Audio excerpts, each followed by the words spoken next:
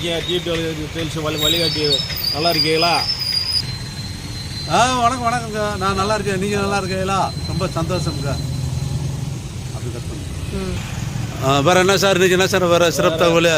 வேறு என்ன, நான் இப்போ புதுப்பேட்டிலேருந்து நம்ம கம்மூர் புதுப்பேட்டிலேருந்து நான் வந்தேன். சரி, அது உங்கள்கிட்ட என்னென்னு பார்த்துட்டு பேசிட்டு இது பண்ணிட்டு போகலாம்னு வந்தேன். அப்படியா சார்? வணக்கம். எதாக இருந்தாலும் சொல்லுங்கள் சார், ஒன்றும் பிரச்சனை இல்லை. ஒரு பொதுமக்களுக்கு ஒரு அவேர்னஸ் வர்ற மாதிரி ஒரு செய்தியை சொல்லுங்கள் சார். சார் ஆமாம் சார், அதுக்கிட்டே வந்தேன்.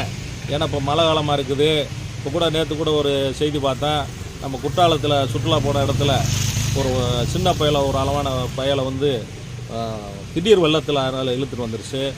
அந்த ஊரில் கூட முயற்சி பண்ணாங்க, ஃபயர் சர்வீஸ் எல்லாமே முயற்சி பண்ணாங்க. ஆனால் காப்பாற்ற முடியலை. ஒரு 4 ஊருக்கு தாண்டி வந்து அந்த ஊர் மக்கள் எல்லாருமே சேர்ந்து எடுக்கிற போது பார்த்தா உயிரோட காப்பாற்ற முடியலை. லாஸ்ட்டில் ஒரு பணமாற்றம் நீட்டினாங்க. இதில் என்ன ஒரு இதுனா, நம்ம ஏரியா வந்து தேனி மாவட்டம் வந்து ஒரு சுற்றுலாத்தலம் வாய்ந்த இடம்.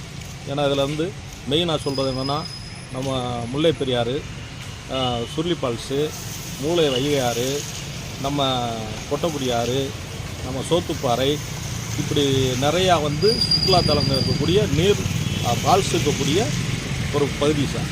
இதில் வந்து நிறையா சுற்றுலாத்தலங்கள், சுற்றுலா பயணிகள் நிறையா வருவாங்க. இதில் ஒன்று சொல்ல போனால் கொடைக்கானல் இதெல்லாம் இருக்குது. இங்கிட்டு மேகமலை இருக்குது.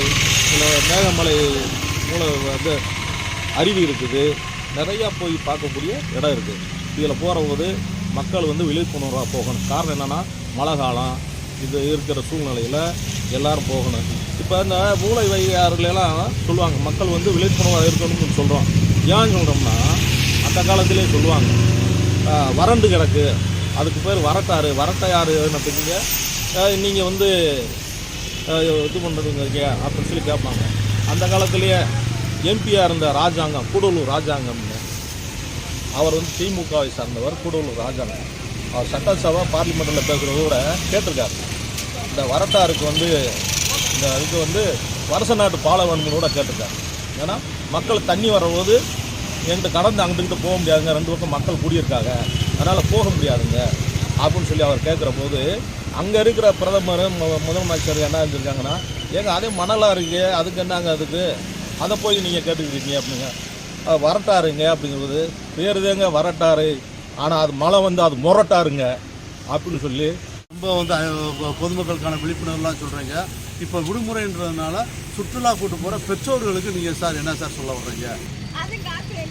பரவாயில்ல சார், அதைத்தான் நான் இப்போ சொல்கிறது வந்து நீங்கள் அதவே கேட்டுட்டீங்க அட்வான்ஸாகவே. நீங்களும் பரவாயில்ல, ரொம்ப அட்வான்ஸாக இருக்கீங்க. நாங்கள் என்ன சொல்ல வரேன்னா அதவே நீங்கள் கேட்டுக்கிருக்கீங்களே.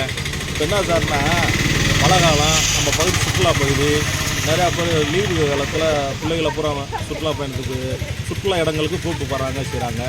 அந்த சூழ்நிலையில் எல்லாருமே பிள்ளைகளை பாதுகாப்பாக கொண்டு வரணும். ஏன்னா நேற்று நடந்த சம்பவம் வந்து வருத்தத்தடுத்த சம்பவம்.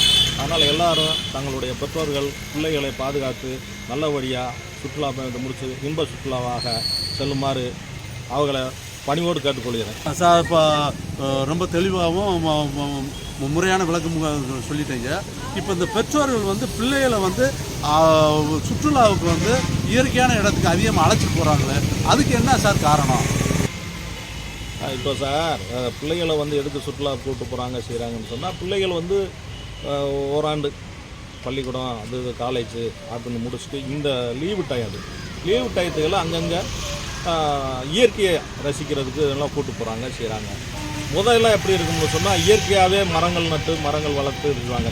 இப்போ பெரும்பகுதி செயற்கைகளத்தை மக்கள் வந்து சற்று பார்க்க வேண்டிய சூழ்நிலை உருவாகுது.